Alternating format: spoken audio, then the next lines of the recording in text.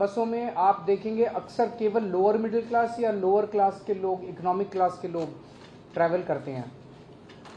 तो middle class और upper middle class को भी अपनी अपनी गाड़ियां छोड़ के बसों में ट्रैवल करने के एनकरेज करने के लिए ये स्कीम लाई जा रही है, जिसके तहत प्रीमियम बसेस, लग्जरी बसेस, उनके एग्रीगेटर्स को लाइसेंस दिए जाएंगे, ताकि एक लाइसेंस होल्डर कम से कम 25 लग्जरी बसेस लेके आएगा और वो लग्जरी बसेस दिल्ली की सड़कों पे चलेंगी।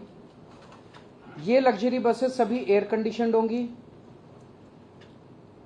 कम से कम 9 सीट से ज्यादा होनी चाहिए, मतलब 9 सीट कम से कम। छोटी बस में 9 सीट होंगी, बाकी में बड़ी में और ज्यादा होंगी। इन बसों में वाईफाई होगा, जीपीएस होगा, सीसीटीवी होगा। स्टैंडिंग अलाउड नहीं होगी, हर एक को सीट मिलेगी और सीट भी डिजिटली मिलेगी। आप अपनी सीट, ऐप होगा हर एक उसका, और आप उनके ऐप पे जाके अपनी सीट बुक कर सकते हैं, जो सीट चाहें। जैसे हम एयरलाइंस में बुकिंग करते हैं वो सीट बुक कर सकते हैं। पेमेंट्स केवल डिजिटल होंगे और वहां पे बस के अंदर आपको टिकट नहीं मिल सकती। ऐसा नहीं कि बस रुक रुक के जाएगी, और आपको केवल डिजिटल पेमेंट्स होंगी और जहां से आप कहेंगे वहीं से आपको बस पिकअप करेगी।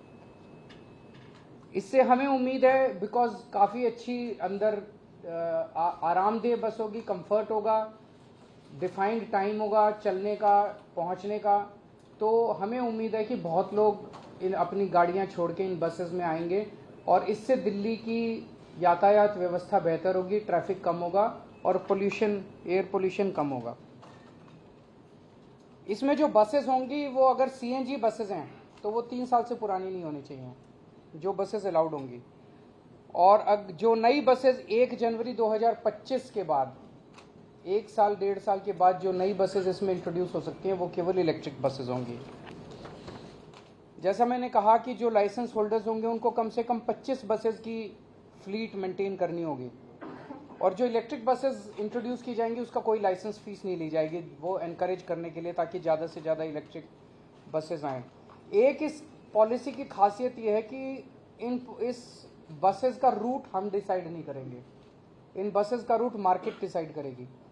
जहां उनको लगता है कि ज़्यादा उनको सवारी मिल सकती हैं, वो बसेस उन एरियाज़ में ज़्यादा चलेंगी, तो जाहिर तौर पे उन एरियाज़ के अंदर ट्रैफिक ज़्यादा है वो कम होगा, तो ऑटोमेटिकली उन एरियाज़ के अंदर ट्रैफिक कम होगा। उसे जो भी रूट वो डिसाइड करेगा बस ऑपरेटर, उसे हमें सिंपल डिपार्टमेंट को इंटीमेट करना है कि मैंने आज से एक नया रूट चालू कर लिया। इसका फेयर भी डायनेमिक होगा, वो जो मर्जी फेयर ले सकता है ऑपरेटर जो है, एक्सेप्ट एक ही कंडीशन है कि हमारा डीटीसी का और एसी बसेस का जो पीक फेयर है उससे कम नहीं होना चाहिए, उससे ज़्यादा हो सकता है, क्योंकि ये लग्जरी बसेस हैं तो उससे कम नहीं होना चाहिए। ऐसा नहीं हो कि ये डीटीसी के साथ वो कम्पीट करने लग जाएं। तो मोटे मोटे तौर पे ये पॉलिसी है, लेकिन मैं थोड़ा सा आप लोगों की जानकारी के लिए बता दूं कि कितनी मशक्कत की है इस पॉलिसी को लाने के लिए। 2016 में ये सिलसिला चालू हुआ और 2016 से 2021 के बीच में, मई 2016 में प्रीमियम बस स्कीम को लाने को दिल्ली सरकार ने अप्रूवल दे दी, लेकिन उस वक्त के जो एलजी साहब हैं, नजीब जग साहब, उन्होंने इस स्कीम को अप्रूव करने से मना कर दिया। फिर जून 2016 में भारतीय जनता पार्टी के विजेंद्र गुप्ता ने एंटी करप्शन ब्रांच में शिकायत की कि भ्रष्टाचार हो गया, भ्रष्टाचार हो गया, भ्रष्टाचार हो गया, जैसे कि वो सब स्कीम में अनाउंस करते हैं। और इसकी सारी जांच वाँच हो गई, स्कीम आई नहीं थी, अभी तक स्कीम आई नहीं थी, बच्चा पैदा ही नहीं हुआ था और भ्रष्टाचार हो गया, भ्रष्टाचार हो गया, भ्रष्टाचार। इसकी सारी जांच वाँच हुई, इसमें कुछ नहीं निकला इनका, जैसे हमेशा नौटंकी करते हैं। 2017 से 2019 के बीच में ट्रांसपोर्ट डिपार्टमेंट में ऑब्जेक्शन लगाया कि भाई मोटर व्हीकल्स एक्ट के अंदर ये स्कीम नहीं ला जा सकती।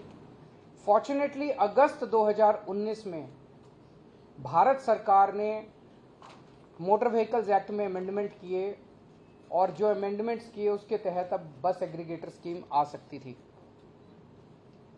2020 और 21 में कोरोना हो गया। अब 2022 में हमने दोबारा से इस पूरी स्कीम को रीड्राफ्ट किया।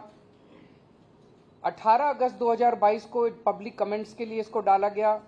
8 सितंबर तक कमेंट्स आए, उन कमेंट्स को और इसको लीगली वेट करके 8 मई को इसे दिल्ली सरकार की मुख्यमंत्री की अप्रूवल मिली और 25 मई को एलजी साहब की इसको अप्रूवल मिली।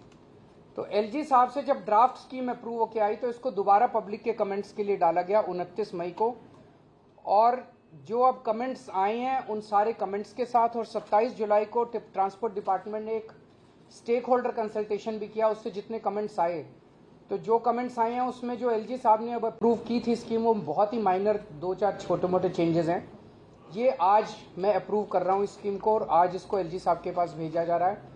तो जैसा एलजी साहब इसको ऑलरेडी 25 मई को अप्रूव कर चुके हैं, तो उसमें बहुत माइनर चेंजेस हैं। मुझे उम्मीद है कि एलजी साहब इसको अब जल्दी अप्रूव कर देंगे और अब दिल्ली पूरे देश का पहला शहर होगा जहां पे इस किस्म की बस एग्रीगेटेड प्रीमियम बस एग्रीगेटर स्कीम आ रही है।